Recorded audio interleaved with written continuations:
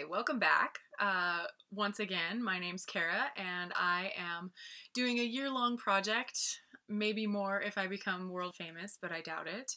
But I'm doing a year-long project that is a low-buy year in order to stick to a really tight budget because I'm in the process of paying off a nice chunk of student loan debt. So, um, this is the end of the first month of it, January 2020. I know it's not the end of the month, but it's close, and I've paid all my bills for the month, and so I know what progress and what success rate I had. So I wanted to review the rules of my low buy and share how I succeeded at those mostly, and also what my biggest challenge was this month, and then where we're going in the future with this channel, because I think I'm going to do sort of monthly themes or things that I talk about and share about my life. So here we go. In January 2020, I felt really good about the rules that I set. They seem easy enough for me to keep, and they are achieving the goal that I wanted to achieve. I stayed on my budget with two small exceptions that, of course, you'll hear about. And so my low buy rules, and how did I do at keeping them? The first rule of my low buy is that I just don't carry money with me most days unless I have something that I've planned on purchasing. And that rule is awesome. It works perfectly. There is no failure on the days where I don't have money, obviously. You know, you can't, if you go to the store and want something, if you don't give them money, they will not give you stuff. So it works really well. I am going to keep that rule in the future. I'm not going to alter it in any way or make any other exceptions to it. I did have one slip up in the month of January, and that was because I did it. I was at the store because my housemate had asked me to pick up half and half, and that's completely normal, and it's in the food budget that I have. But as I picked up the half and half, I also grabbed a jar of Alfredo sauce, which was a little splurge for myself that I didn't plan.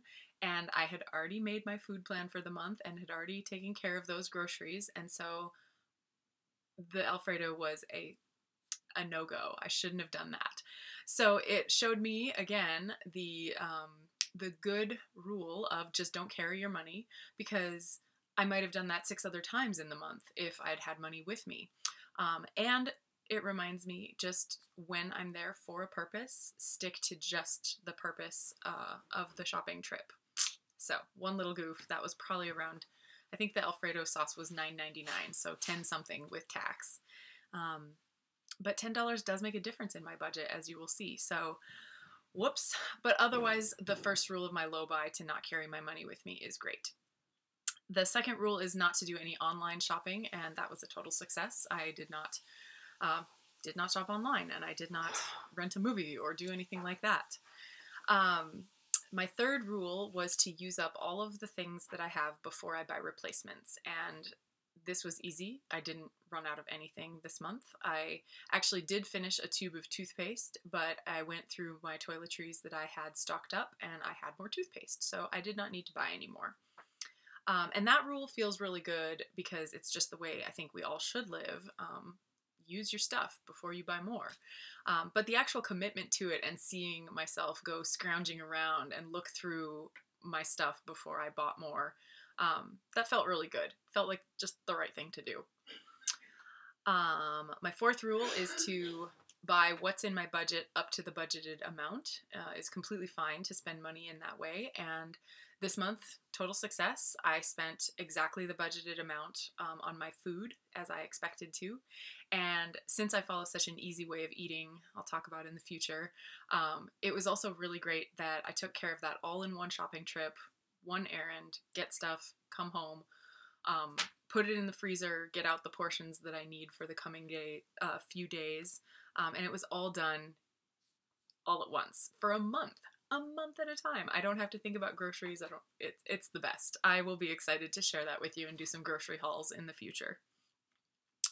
My next rule is that I can go to the doctor. I can go take care of myself if I need to, and that was a complete success in January because I didn't need to go to the doctor. Everything was fine. Next rule is that I can use the perks that I get at work. They give us a few different little treats through the month, like a lunch ticket that you can use at the deli. There's also if you use alternate transportation, you can over time earn a little $10 gift certificate. And I haven't earned one of those yet, but I probably will within the next week. I can spend that how I want to when I get it, but I didn't get one yet. And then my last rule is that I can use some of the cash from my side gigs if I'm 2 months ahead on my rent. And this was the other rule that I broke this month. I had a change jar sitting in my room, and I decided I never contribute to that anymore. I rarely use cash. And I also don't need change because most of the time you hold on to change because you might need to go to a laundromat. Well, I don't need to go to a laundromat at this point in my life. So I took that change jar and I went to the bank, and it turned out that it was like $33. And so I obviously got $33 in paper currency and promptly put 30 of it into an envelope for the future rent, which is a great use for it since I pay my rent with cash and get a receipt from my landlord. But then there were $3. And I technically haven't gotten 2 full months ahead on the rent yet, so I should have just put those $3 in as well. But instead, I held them out and put them in my wallet, and then I spent them with a friend at a coffee shop. So technically I broke the rule, but breaking that rule was a really good thing to do. It was really good to spend time with that friend. It was a really good thing to sit at a local coffee shop and support that business. I don't know how I'm going to talk myself out of that one, but technically it was a breaking of the rule. So yeah, Alfredo sauce and a coffee with a friend. That's how I blew it in January.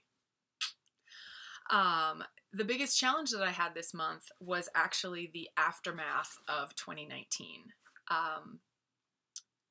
Part of the inspiration for doing a low buy was that I knew I had kind of overspent on a few occasions using my credit card, and then I always pay it off every month, but sometimes I had to use a lot more income than I really wanted to, paying off things that I had spent money on the month before.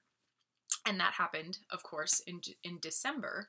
I spent money on Christmas, not having a plan, and I hadn't been setting aside money for Christmas the way I'm doing this year.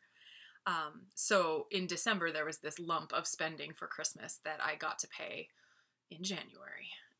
Me and so many other American citizens. That's how we roll, but it's not going to be how I roll in the future.